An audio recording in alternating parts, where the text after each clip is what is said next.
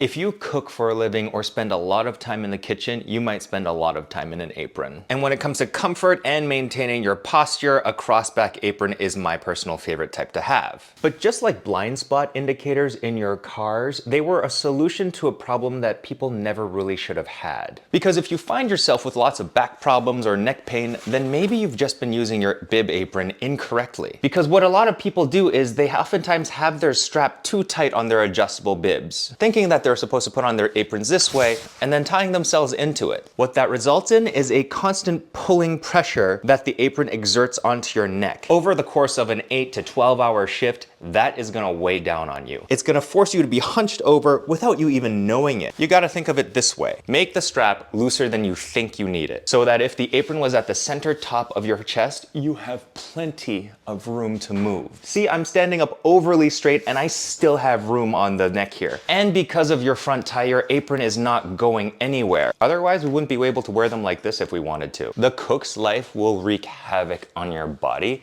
so every little bit that you can do to take care of it will count, and that includes just putting on your apron properly. This thing is not meant to hold the apron up. It's meant to stop it from falling over while you're hunched over a table, which is the actual thing that is going to be fucking up your back. Oh, and back to the blind spot thing, if your rear view mirror and side mirrors were positioned properly, you would actually have no blind spot.